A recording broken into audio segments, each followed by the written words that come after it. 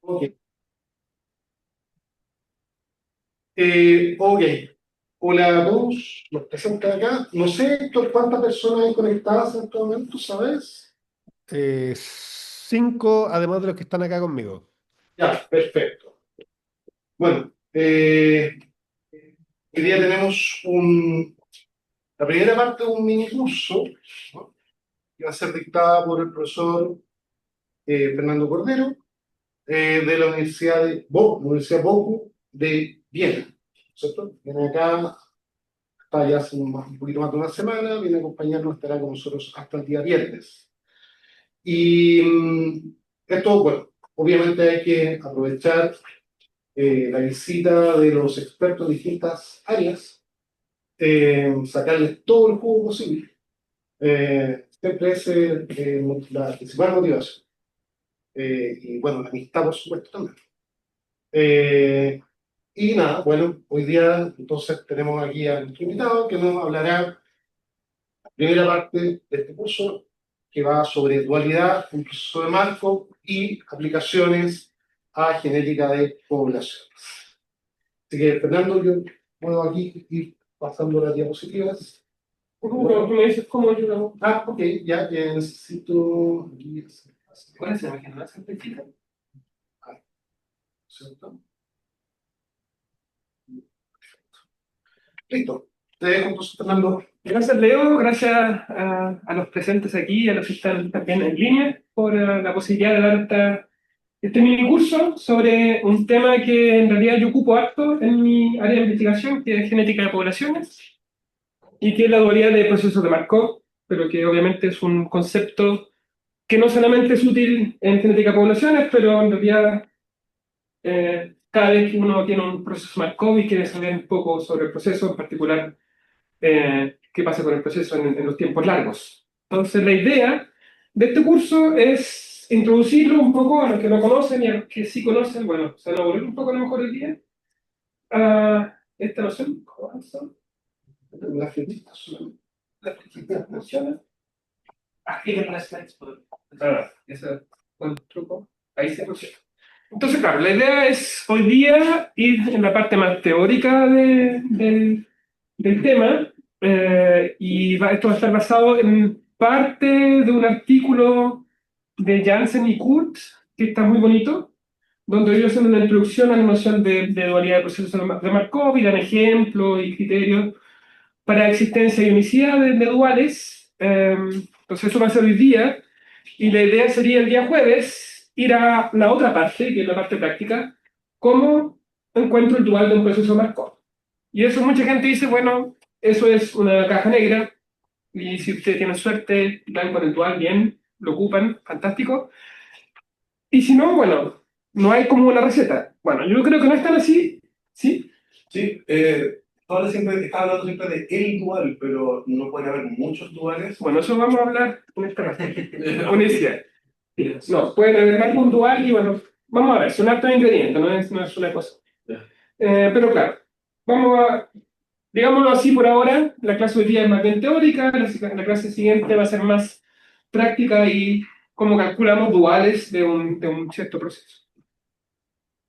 Entonces, bueno, partamos con definiciones y como vamos a hablar de dualidad de procesos de Markov, vamos a partir con la definición de proceso Markov, que entendemos hoy día en este caso por proceso Markov.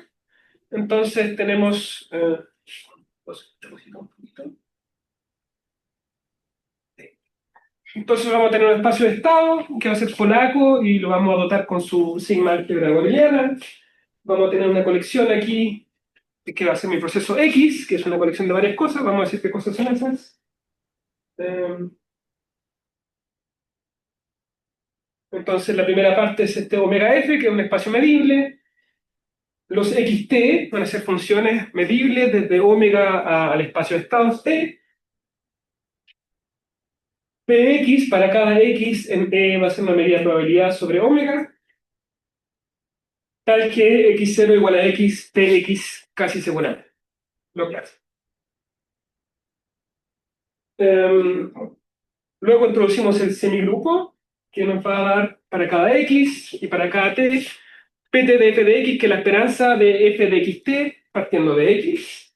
Y vamos a asumir que esta cosa es Borel medible como función de x. Y por cierto, necesitamos la propiedad de Markov, que va a ser básicamente esta cosa que ustedes ya conocen bastante bien.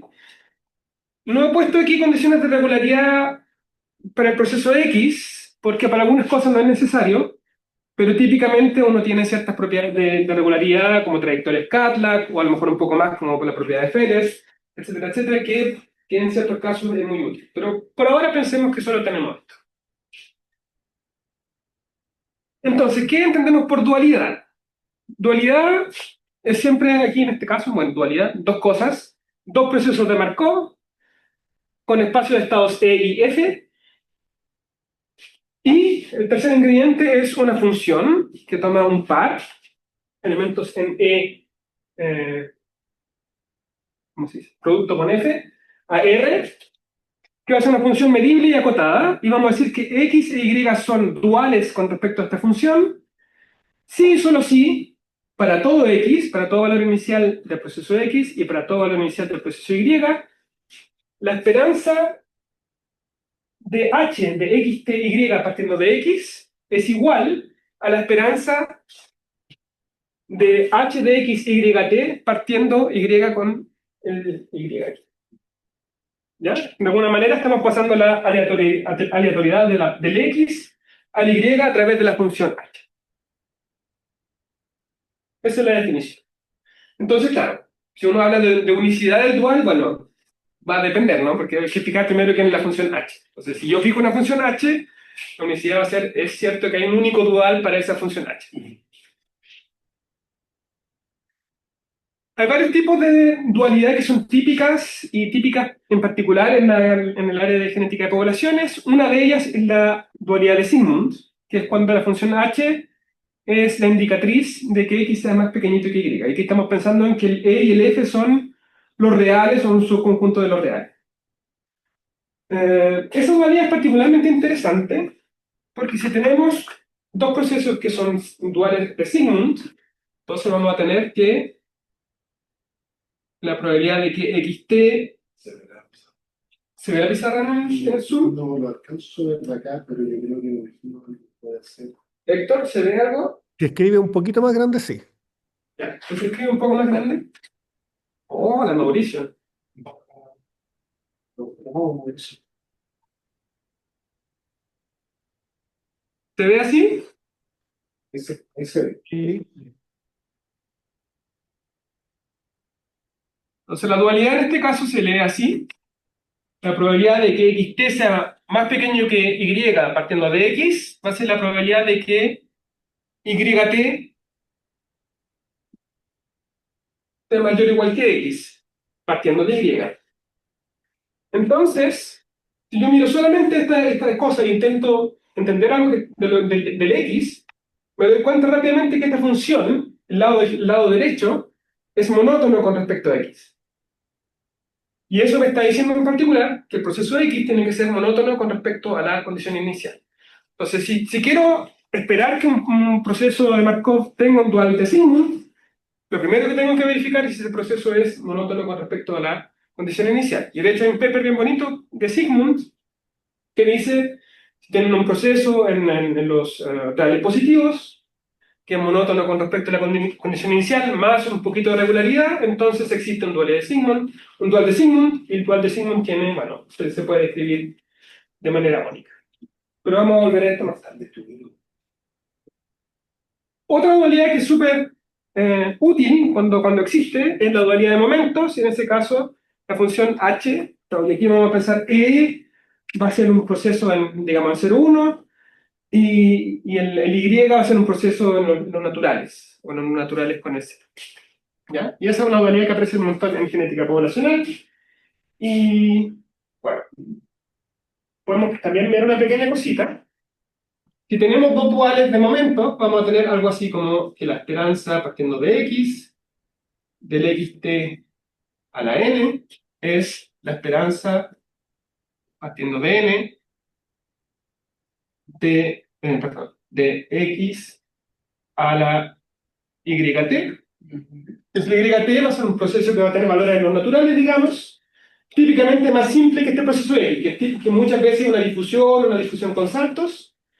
Entonces, a uno le gustaría traducir información de este proceso que es más fácil, YT, al X. Por ejemplo, si yo sé que mi proceso Y es transiente, entonces esta cosa aquí se me va a ir a cero.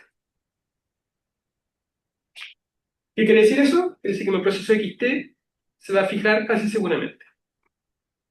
Bueno, hay que trabajar un poquitito ahí en la convergencia, pero eso es básicamente lo que me está diciendo. Si yo sé que mi YT es recurrente positivo, entonces esta cosa va a converger a algo que es independiente del n. Y eso va a ser equivalente a decir que el x se fija en 0 o en 1 con una cierta probabilidad positiva. Entonces, ya el solo hecho de tener esta cosa me dice, bueno, propiedades asintóticas de Y, que uno las conoce relativamente bien, muchos ejemplos, se traducen rápidamente en propiedades asintóticas del proceso. Y bueno, hay otra dualidad que también se usa harto, yo no he trabajado mucho con esta, la dualidad de Laplace, que es cuando el h es de x, la exponencial de menos sx, y hay gente como Clément Foucault en Francia que trabaja un montón con esta dualidad de Laplace en procesos con estructura de adición o ramificación. Si tienen preguntas, me detienen. De hecho, en el chat hay algo. Ah, no, eso era un hola. Sí. Ya. Hola, Joaquín. Seguimos. Hola. Entonces, lo primero que vamos a ver es un criterio para dualidad, porque a uno le gustaría, si tiene dos procesos, checar rápidamente si son duales o no. Y entonces veamos qué podemos decir. Pues aquí escribí los dos semigrupos, tengo X, Y, semigrupos P y Q. Y entonces, si yo sé que los procesos son duales, bueno, puedo escribir eso en términos de los semigrupos de esta manera. El PT de H, el H como función de X, es igual al QT de H, el H como función de Y. ¿Ya? Eso es equivalente. Y luego, si todo está bien, podría restar H, que es los dos lados, dividir por T y hacer tender T a infinito, o sea, T a cero. Y me aparece el generador infinitesimal. Entonces, si yo sé a priori que mi función h como función de x está en el dominio del generador del x, y que la función h como función de y está en el dominio del generador de y, yo puedo concluir que tengo esta igualdad de los generadores. Y ahí esa es la igualdad típica. Lo que uno intenta siempre probar es probar que los generadores son iguales y después uno trata de arreglárselas para probar de ahí que los procesos son duales. Entonces, ¿es cierto que son iguales o no?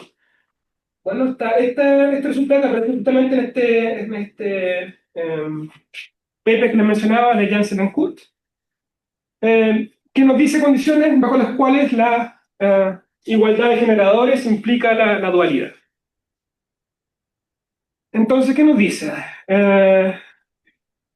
Bueno, este resultado asume que la función h es continua. Y además, bueno, me dice el h, ya habíamos visto, tiene que estar en el dominio del generador, pero no solo el h, sino también pt de h para todo t. Y para el y lo mismo. Necesito que el h esté en el dominio del generador de y, pero también que el qt de h esté en el dominio del generador. En ese caso, si tengo la igualdad de generadores, entonces tengo la dualidad de los procesos y la prueba es relativamente simple. Uno se define dos funciones, una función u, que es el pt de h, y la función b, que es el qt de h. Y quiero probar que esas dos cosas son la misma. Lo de acotada es demasiado clave. Por ejemplo, la de los momentos me parece que no sería acotada. Depende, porque si en la de momento muchas veces el x uno sabe a priori que vive en 0,1 o en un espacio, Ya, ok. un espacio Pero si compacto, entonces ahí está bien. Pero veamos. O sea, este teorema no es el mejor. ¿Ya? Ah, ok.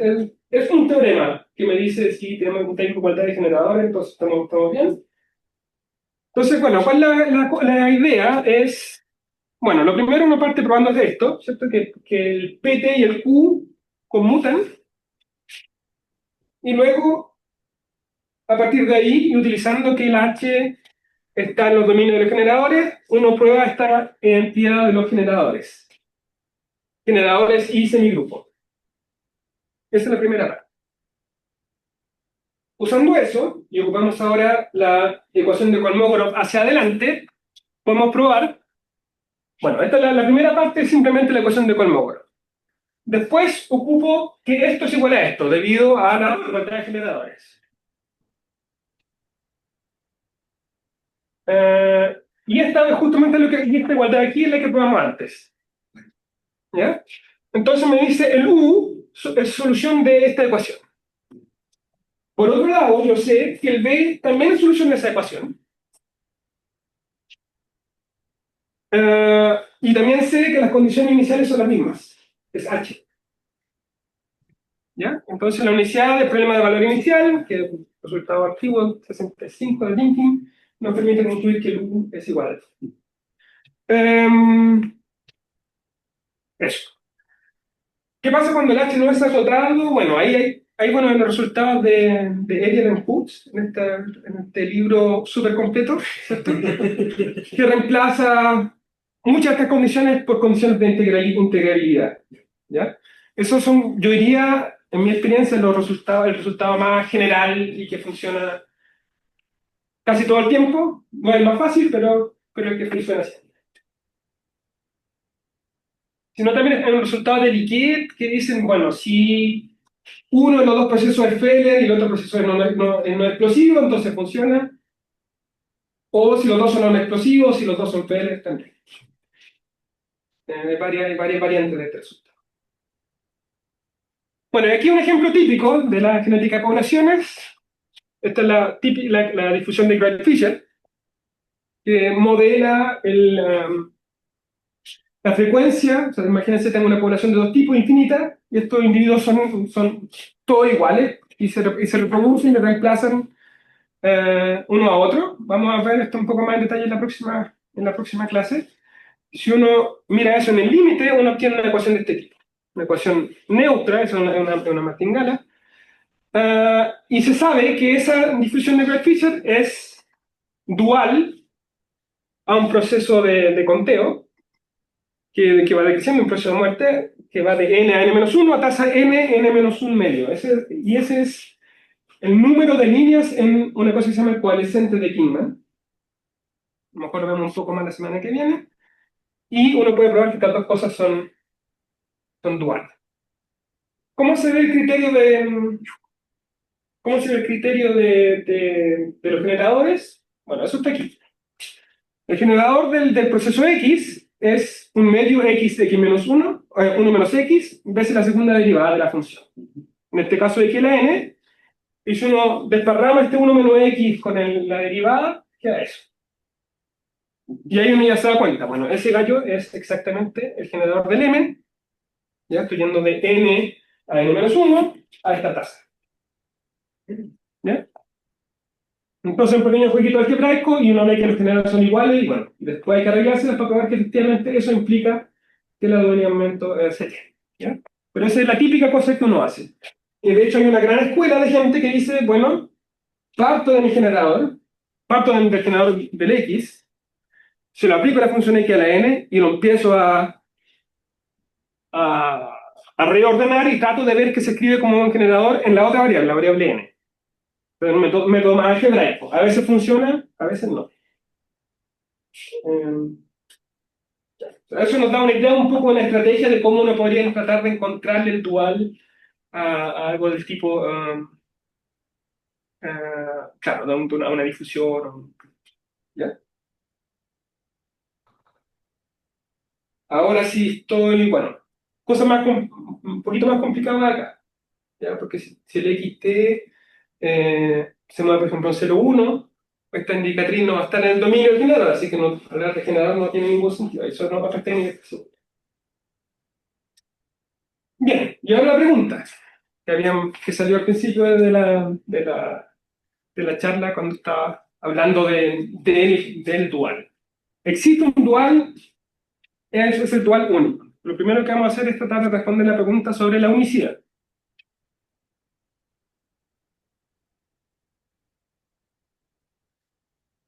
Entonces, para eso, volvemos un poco atrás, decimos E y F son espacios polacos, H es una función acotada y medible, y voy a introducir una función bilineal del espacio de medidas acotadas en E, veces las medidas acotadas en F, en R, que básicamente integra H con respecto a estas dos medidas. Bastante simple. Si uno tiene que X e Y son duales con respecto a H, uno puede probar de manera relativamente simple que se tiene esta relación entre los adjuntos de los semigrupos, que es básicamente el PT estrella, pasa al QT estrella en el otro lado. De hecho, eso mucha gente lo llama, dice que PT estrella y QT estrella son duales con respecto a la forma bilineal de H. ¿Ya? Entonces ahí uno puede decir, hay un match entre estas dos nociones de dualidad. Y eso va a ser una función que va a ser clave para determinar bajo qué condiciones el dual es único. Y para eso vamos a necesitar mirarle los kernels a esta función bilineal. Entonces, el kernel por la izquierda van a ser las funciones mu, que integran 0 para todo nu. Y por la derecha son las funciones nu, que integran 0 para todas las funciones nu. Vamos a decir que mi forma bilineal es no degenerada, o es no degenerada, sí. Si el núcleo, estos dos núcleos son idénticamente el singleton con el C. Entonces, la primera proposición nos dice que las funciones de dualidad que hemos visto antes son no degeneradas. ¿Ya? Son la dualidad de Sigmund, la dualidad de momentos y la dualidad de Laplace. Y eso se prueba de manera bastante estándar. Por ejemplo, para la dualidad de Sigmund, tomo una función, una medida mu, que está en el núcleo por la izquierda. Entonces yo sé que para toda medida nu, BH de mu nu es 0. En particular, para las medidas de Dirac. ¿Ya? Entonces ahora yo sé que el BH de mu delta Y es 0. Y eso me implica, dado que el h es la indicatriz de x menor o igual que y, me implica que el mu, la medida de mu de menos infinito y es 0 para todo y, y por lo tanto la medida mu es 1. Entonces eso es la primera parte. Y de manera análoga se prueba que el núcleo por la derecha también es 0. Lo que voy a decir es una buena dualidad en términos de no degenerancia de la forma lineal. Para el momento, bueno, aquí es clave que vamos a considerar 0,1. ¿Ya? Si buscamos una dualidad de momentos no en 0,1 en R, entonces podemos tener un problema. Pero si estamos considerando el espacio 0,1, entonces tomamos una mu en el núcleo por la izquierda, entonces tomamos medidas de Dirac, los naturales, y vemos que todos los momentos son 0, y por ende la medida mu tiene que ser no tan raro, porque la medida mu no es necesariamente positiva. Entonces, si uno quiere hacer la prueba de manera correcta, ¿no? Como yo pensaba, hay que separar en la parte positiva y la parte negativa.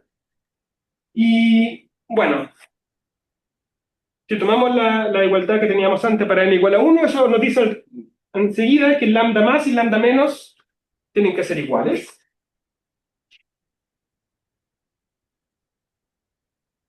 Si lambda igual a 0, estamos listos, porque eso probaría que mu es 0. Pero si lambda es positivo, entonces tengo dos medidas positivas acotadas que tienen los mismos momentos, entonces tienen que ser la misma. Si son la misma, entonces el mu es 0. Entonces en los dos casos pruebo que el núcleo por la izquierda es 0 y de manera similar, para el núcleo por la derecha, se hace algo parecido. ¿Cierto? Tomamos medidas de Dirac y eso me dice que la función generadora es 0. Y con eso. bueno, la dualidad de Laplace es más de la misma cosa, ¿ya? Entonces, probar que una cierta forma bilineal es no degenerada en estos casos no es algo relativamente. Ahora la idea es ver que efectivamente decir que la función bilineal, la forma bilineal es no degenerada es la buena cosa para la unicidad.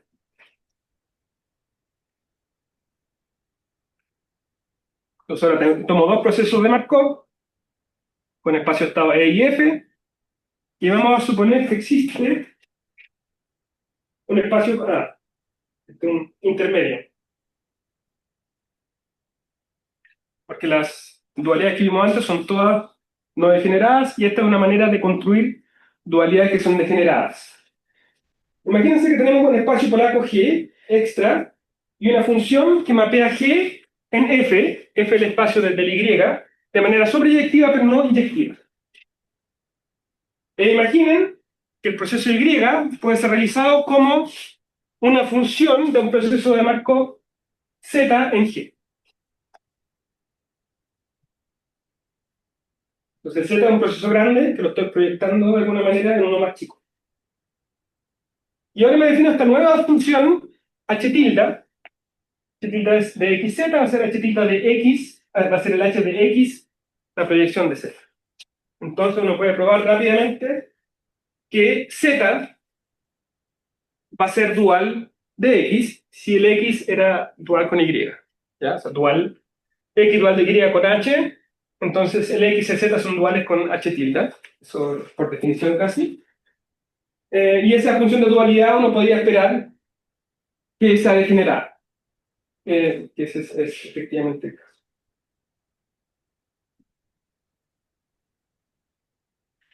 ¿Ya? Entonces la idea es que si tengo, como la función, estoy asumiendo que la función pi no es inyectiva, puedo encontrar dos puntos z, z', que son diferentes pero que tienen la misma imagen.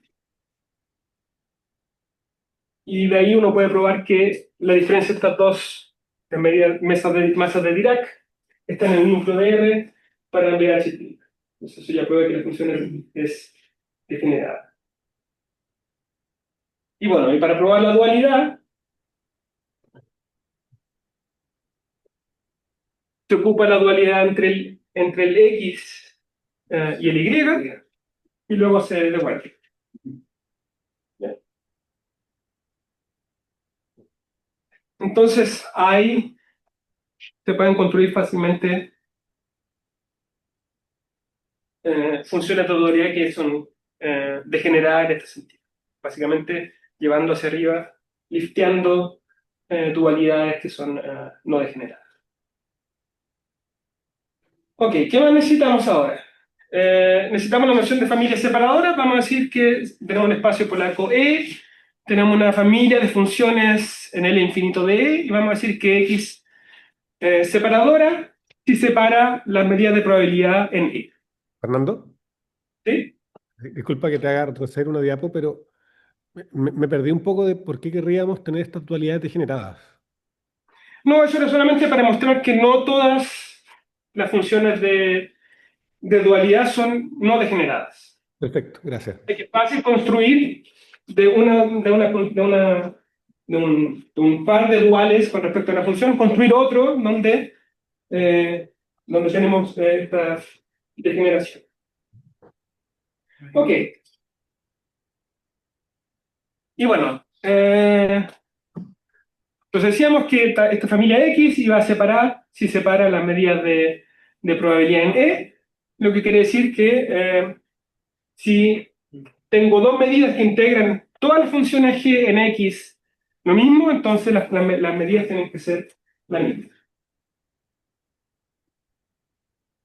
Y vamos a decir ahora que una función de dualidad es informativa, está diciendo algo, si estas familias, la familia de funciones en F dadas por h de x con x moviéndose en E, y la familia h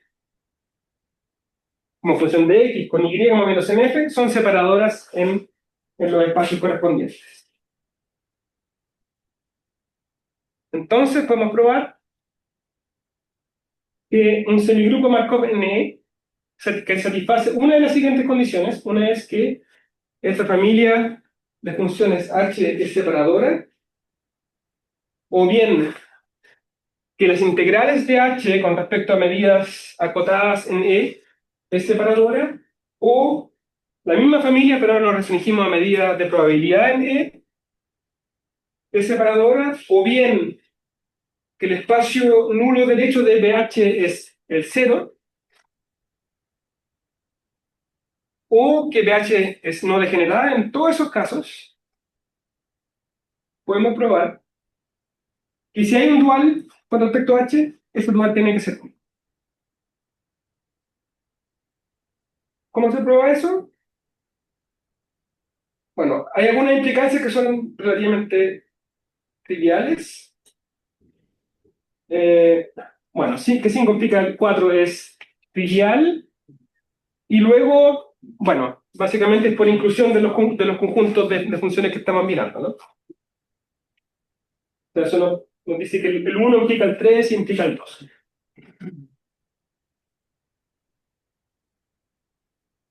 Además se puede probar que el 4 implica el 3. ¿Cuál era el 4? Ah, ya, que si el espacio en uno derecho de pH es 0, entonces este conjunto de medidas es separado. No, estamos probando que son todas equivalentes. No, estamos probando. Van a haber algunas que implican. Vamos a buscar una que es la más débil y vamos a probar que esa implica un. En realidad uno podría escribir esto de manera más óptima y poner directamente la más débil, pero en muchos ejemplos uno ocupa una de estas y es más fácil. Ahí hay una que es derechamente la más débil, implicada por todas. Déjame ver. Dos.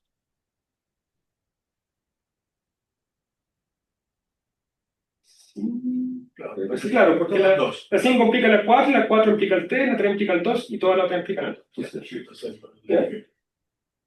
Entonces, efectivamente, la 2 es la más débil. Entonces, para implicar que 4 implica 3, tomo dos medidas de probabilidad en F, que me integran lo mismo con respecto a estas funciones. Quiero probar que son iguales. Pero si eso es cierto, entonces, por definición de mi función bilineal, tengo que BH de mu 1 menos mu 2 es 0 para todas las medidas ahí. Y de ahí puedo concluir que eso es cierto para todas las funciones, para todas las medidas acotadas. Y como estamos asumiendo que el núcleo por la derecha es 0, entonces las medidas son. Entonces lo que nos falta es probar que 2 implica la unicidad. Entonces voy a tomar dos semigrupos que son duales a CT con respecto a...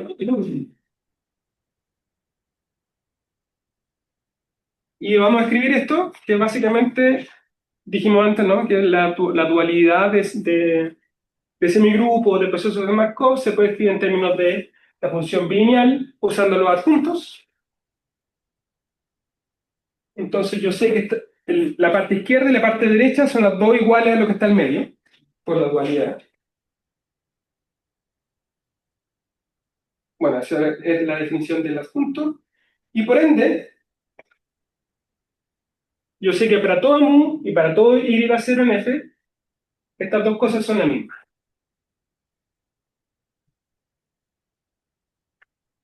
Y como tengo separación, como tengo esta familia separadora, eso me permite concluir que estas dos medidas son las mismas y ahí. ¿Ya?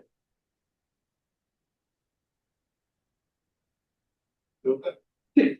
Es fácil construir un contraejemplo, o sea, un ejemplo donde tenga que no hay unicidad.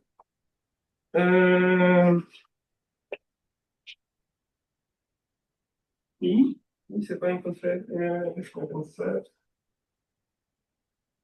Sí, bueno, el ejemplo más estúpido sería tomar la función h constante. Ya. Ok, Que proyecten una dimensión. Claro. Eso es lo que más tiene. Y ciertamente no, esa dualidad no es importante. Claro, esa es un poco la cosa. O sea, encontrar duales Estáis No es tan matando difícil. todo, ¿cachai? Claro. Estáis matándolo todo. Pues, como eso es lo que está en este ejemplo que tuviste de la degeneración. Cuando proyectáis, Claro. como a la degeneración, como que matáis información. Aquí lo estáis matando todo en el caso. Entonces, como que hay que pensar en información cuando queremos. Sí, de cierta manera. Como si la teoría te permite restaurar el proceso. Gracias. Perdón, por meter. ¿Otra pregunta?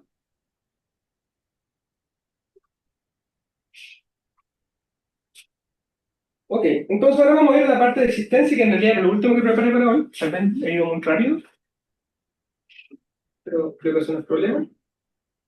Entonces la idea ahora es decir, voy a hacer la siguiente pregunta, la idea ahora es decir, tengo mi función de dualidad H, tengo el proceso X, puedo encontrar un proceso dual para X con respecto a H. Y para eso vamos a necesitar definir estos conjuntos de funciones. Bueno, el H, como antes, se asume que es acotado y medible. Entonces, primero vamos a considerar las funciones en el infinito de E, que se escriben como una integral de H con respecto a una medida nu en M. ¿Ya? El nu1 más es lo mismo, pero ahora la función, la medida nu, no solamente una medida acotada, sino es una medida de probabilidad. Y los W son lo mismo, pero para el espacio F.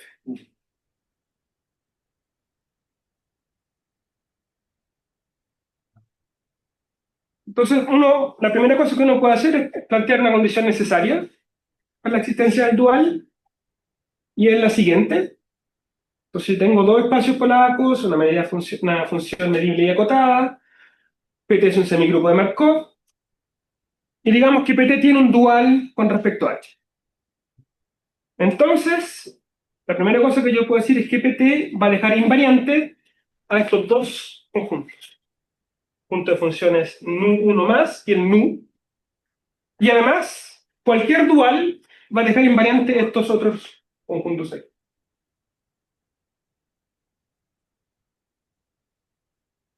Entonces, ¿cómo se prueba eso? Bueno, tomo Qt, un semigrupo dual, uno de los que estoy asumiendo que existe, y tomo una función aquí. Entonces voy a tratar de ver que Qt de f también está ahí.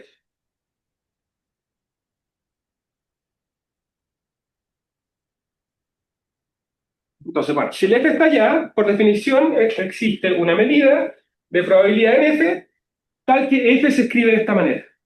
¿No es tienes invariante al nu? Porque queremos probar que Déjame ver. Sí, yo quiero probar que pt de f se mantiene en este conjunto. Pero fijé antes el dual, uno de los duales.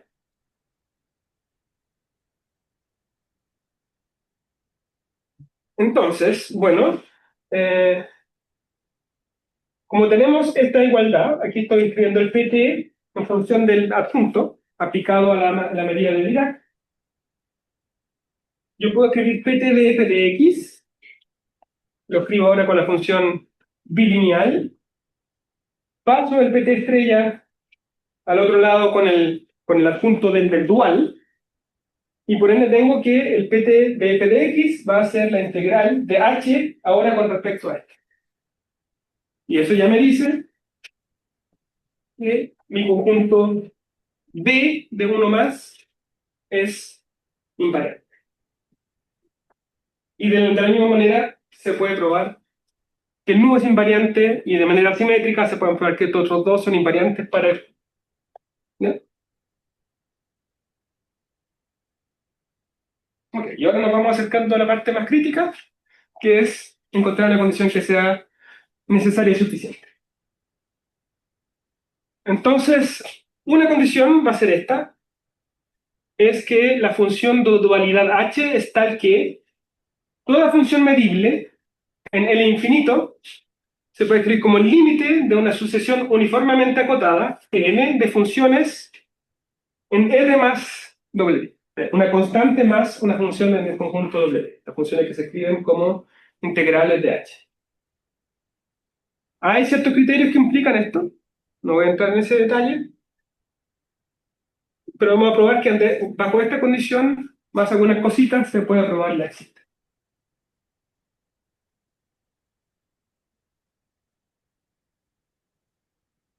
Una pequeña observación es que esta hipótesis implica en particular que el W es separador, el W separa.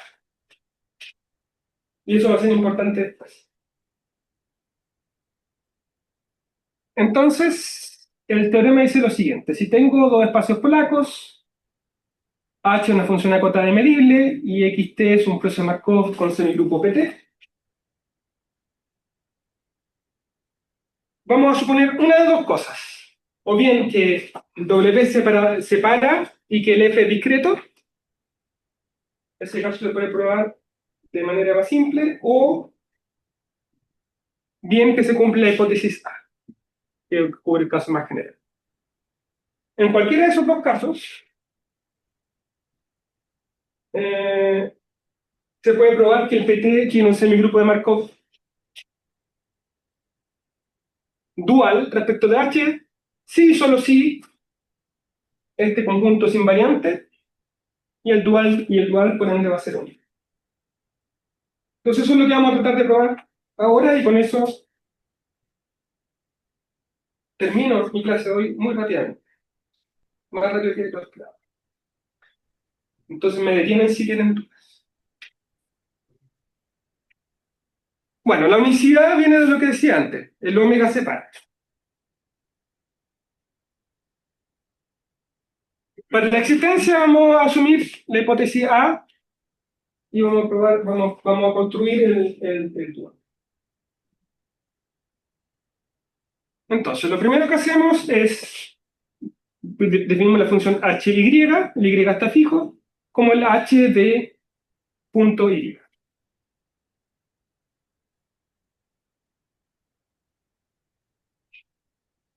Entonces, esa h de y la puedo escribir de esta manera, ¿no? La puedo escribir como la función h integrada con respecto a la masa de Dirac en y, y por ende esa función está en mi espacio 1 más. Ese espacio dijimos que era invariante bajo la acción del semigrupo P. Por lo tanto, PT de H también va a estar ahí. Eso quiere decir que PT de HI, Y, se puede escribir de esta manera. Para alguna medida de probabilidad mu TY. Entonces, eso ya nos da una pista de quién tiene que ser el semigrupo Q. Vamos a definir QT de YB como nu TY de B. Esa cosa, si hay un igual, tiene que ser eso. Entonces QT es una medida de probabilidad y además satisface esto. Por lo tanto, si sabemos que esta cosa es un semigrupo de Markov, estamos listos. Porque ya por construcción tenemos que esa cosa va a ser dual. Entonces lo que queda ver es que esta función Q es medible como función de Y para cada conjunto B, y además que satisface la ecuación de Chapman-Kolmogorov.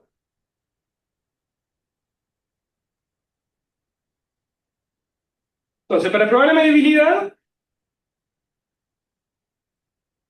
definimos esta función G y calculamos quién es Qt de G. Veamos cómo actúa Qt en estas funciones que están en doble.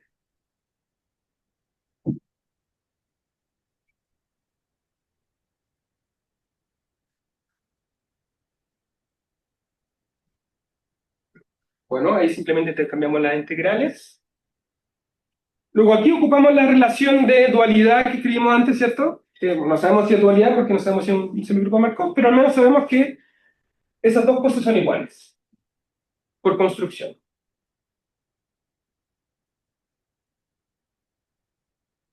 Y ahora puedo volverme y escribir esto así.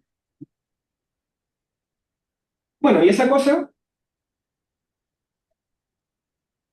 está súper bien comportada. Este QTDG no sabía bien qué era, pero lo puedo escribir así y esto se comporta bien. Y por lo tanto, yo sé que QTDG es valor medible para todo G en mi conjunto W. Ya. Yo no quiero que eso, yo no quiero esto, yo quiero esto. Entonces, ¿qué falta? Ver que puedo ocupar indicadoras aquí. Y ahí juega la hipótesis su juego, ¿no? Entonces tomaron un conjunto B medible. Yo sé que puedo aproximar la indicatriz de B por funciones en R más W.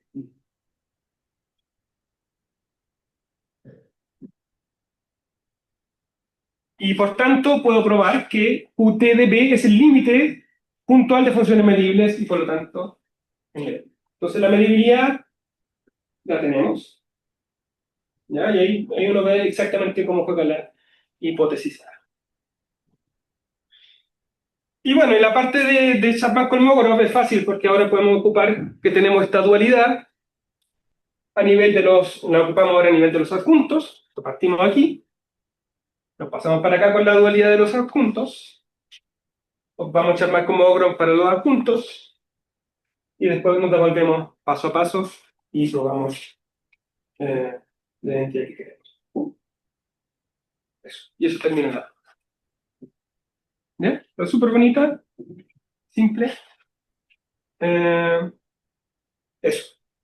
Entonces eso nos da una condición necesaria y suficiente para probar la existencia de duales. Hay condiciones necesarias y suficientes también para probar existencia de duales que son Feller, un poquito más delicada. Se puede hacer también en ese paper de Janssen and Kurt. Pero eso no es lo que vamos a hacer la semana que viene, el jueves.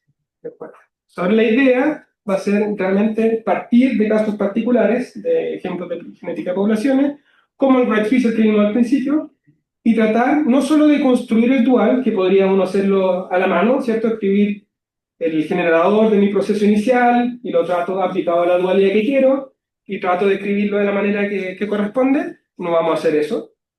Vamos a aproximar típicamente nuestra difusión, la difusión con saltos, la vamos a tratar de aproximar por un sistema de partículas y vamos a construir el dual revertiendo el tiempo en el sistema de partículas y después vamos a pasar el límite. Esa va a ser la idea de parte de lo que vamos a hacer el jueves que viene, porque nos va a dar una especie de receta. Entonces, si tengo un sistema de partículas, sé más o menos cómo construir para ciertas funciones de dualidad, cómo construir el dual de manera a la mano, digamos, sin pasar por hacer el cálculo algebraico. Preguntas. Tenemos un montón de tiempo. Oye, yo. Mauricio. Y ahí esas intuiciones del jueves, a lo mejor sobre el jueves la pregunta, también nos van a decir un poco cómo construir la función de dualidad, el H. No. Entonces es como un poco el arte, ya, eso es arte entonces. O sea, hay dos cosas. Si yo tengo mi proceso X, una dualidad que uno típicamente puede construir es la de Sigmund, ¿ya? Mirando si este proceso es efectivamente monótono con respecto a la condición inicial. O sea, yo sé que hay un dual, y por ejemplo, si estoy en el setting de cadenas de Markov, yo puedo calcular explícitamente las tasas para eso. Eso es típicamente un corcho, no es lo que a mí me gusta hacer. También hay una construcción gráfica del dual de Sigmund, que no es. Si ustedes se fijan, este concepto de dualidad es una cosa en ley. Pero en el caso de Sigmund es un caso particular donde uno puede construir estas cosas de manera trayectorial. Uno puede construir el dual de Sigmund de manera trayectorial y en realidad lo que uno hace es hacer un coupling del proceso forward para todas las leyes iniciales, un coupling que es bien bonito, y después lo que uno hace es revertir esa especie de flujo. ¿Ya? Eso vamos a ver el jueves. Y el otro caso es difusiones con saltos que aparecen en cinética de poblaciones, que vienen 0, 1. Ahí uno sabe qué dualidad le gustaría tener, que es esta. Entonces, ahí lo que uno típicamente hace es voy a tratar de buscarle el dual de momentos.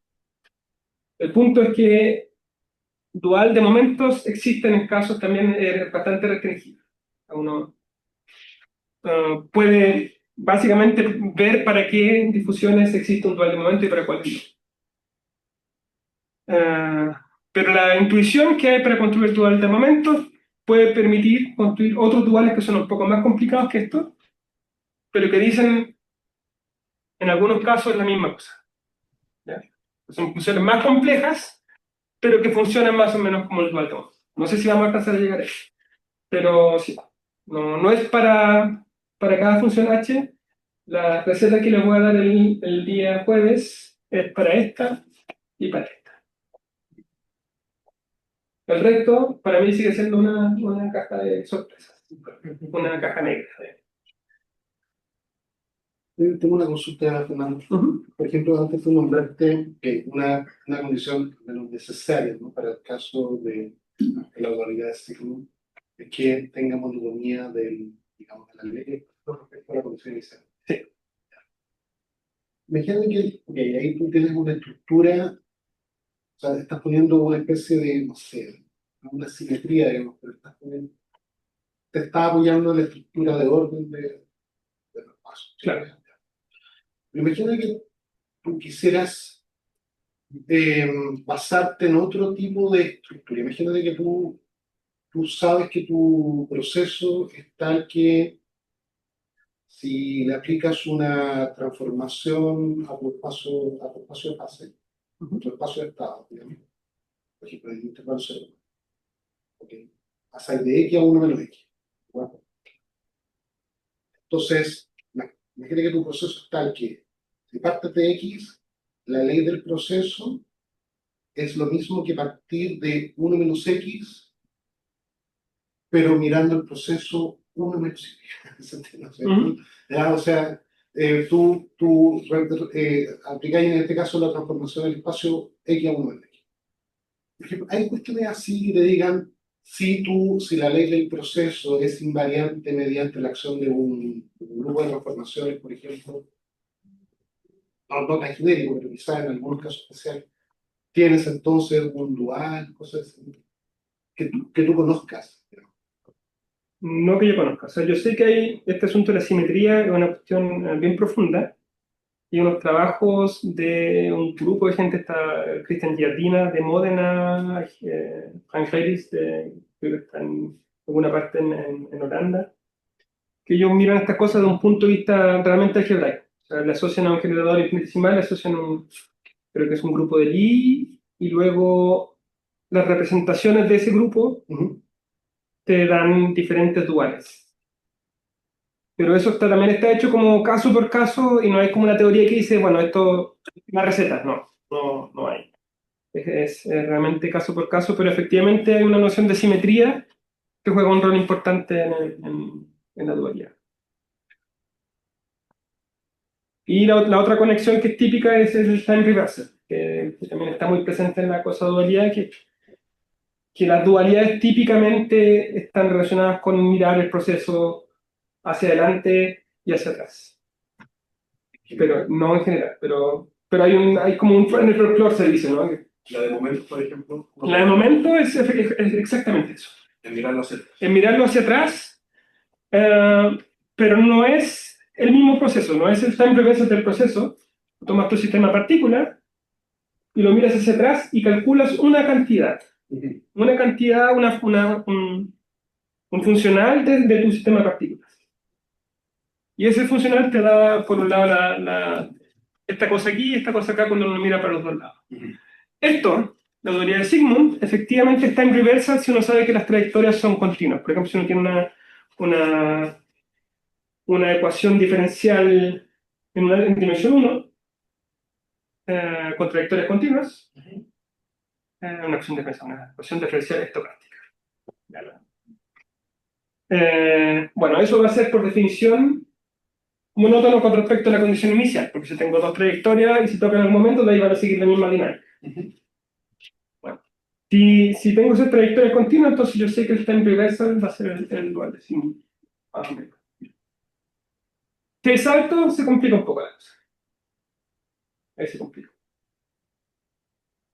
Pero ahí la conexión es mucho más explícita, en este caso. Acá es explícita, pero a nivel no de la difusión y del proceso de conteo, sino del sistema de partículas que está atrás. Y esa noción que se ocupa un montón, ¿ya? Yo no la he ocupado tanto, pero en libros de Liguet o Lavoisier, yo creo que también tiene libros, de sistemas de partículas, esa, la noción de dualidad es básicamente mirar tu sistema de partículas con flechitas para el otro lado y calcular la cantidad correspondiente. Fernando, ¿Sí? ¿Quién habla? hola, por aquí yo, Joaquín. Ahora, Juan. ¿Cómo Todo estás? este. Oye, buena tu charla, tu mini curso.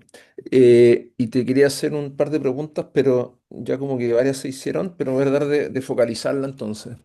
Ujú. Eh, digamos, de decantarla de todo lo que dijiste, de lo que respondiste. Eh, claro, claro, dijiste efectivamente el caso del Sigmund es un time reversal y hay un coupling, digamos. Pero mi pregunta iba por ese lado, ¿qué tan, hay alguna idea de cuándo puede existir un coupling y por otro lado, qué tan útil o qué tanto te sirve, más allá de que te informe cuáles son procesos que son bueno, que están en dualidad, pero me imagino que por un lado requiere más estructura, pero por otro lado también te da más información. No sé, ¿hay algo en general cuándo uno puede esperar que haya un coupling Sí, sí, sí. En el construirlo a caso. mano, digamos, ¿Mm? o construir los dos, bueno, construir los dos procesos conjuntamente, digamos? Sí, sí. ¿Cuánto se sabe de eso en general, más allá del caso ordenado? Ah, el caso ordenado se conoce muy bien. Bueno, como te digo, está el paper de Sigmund, que prueba que siempre existe el dual de Sigmund. Ujú, Pero hay un paper bien bonito de Clifford and Sudbury, del año 85, algo así, ujú, donde construyen un coupling. ¿Ya? ujú. Muestran cómo construir un proceso ordenado para todas las condiciones iniciales a la vez. Ya, Muestran cómo revertir esa especie de flujo sí, de sí, manera que sí. se vea el Sigmund. Para ahí funciona. Totalmente. Ya, pero que flujo igual tenés sin necesidad, flujo reverso tienes sin necesidad de que haya orden, digamos. Pues es ¿Cómo? entonces, que flujo y flujo reverso puedes tener sin necesidad de que haya orden. Entonces, Claro. por eso, y por otro lado, ahí como que te restringes un poco a que los procesos sean como de la misma naturaleza, digamos. Sí. Entonces, no sé, me da la impresión de que como que falta un poco de. O sea, Efectivamente. hay probablemente espacio para más cosas ahí, pero no se sabe más después del 80 y tanto que dijiste, digamos, o sea, no es como un enfoque así como sistemático de esa construcción, digamos. No que yo sepa, pero como decía, en sistemas de partículas, ahí también se tienen dualidades que son Ujú, trayectoriales, ¿ya? Esas son pathways. ujú, Eh, y básicamente, como decía antes, no es el proceso X y el Y que están relacionados con un time reversal, es leer el sistema de partículas en la otra dirección del tiempo y calcular un cierto funcional. ujú. Pero en general hay un time reversal, digamos, que no es del mismo proceso, pero en general hay uno, digamos. Claro. Ahí Ya. también se puede. Ujú, Eh, en general, no sé. No, no, ujú, no estoy seguro cuál es el caso más general donde te puedes construir el coupling. ujú, Y ya, por ejemplo, en el caso Sigmund, hay un coupling, ese coupling no es único. ¿Cuál es el mejor coupling? No sé. Esa es también una pregunta que no podría hacerse, podría ujú, preguntarte. Y tú me preguntabas por coupling cuando tienes parcialmente ordenado. Hay un resultado ya no recuerdo quién lo hizo, que prueba que hay un Sigmund dual en caso de conjuntos parcialmente ordenados y una especie de monotonía de Moebius, que no conozco yo mucho. Ok. Pero no es una trayectoria no es un resultado trayectorial, es un resultado en ley. Ya. Eso es lo que yo conozco en el caso parcialmente ordenado. ¿Otra pregunta? Gracias, Fernando. Mucho gusto. No sé si en el chat hay alguna otra pregunta, Héctor. Creo que no. Déjame chequear. Álvaro Rubilar preguntaba, en la práctica, ¿cuál opción es la más fácil de usar? Pero eso era a las 4:42, así que sospecho que era tal vez respecto a las distintas condiciones para que implica. Ah, la más débil, la 2. Debe ir a ser. Debe ser la pregunta. Ok. Bueno, si no hay más preguntas, entonces. Agradecemos a Fernando entonces por la charla y nos vemos de nuevo el jueves.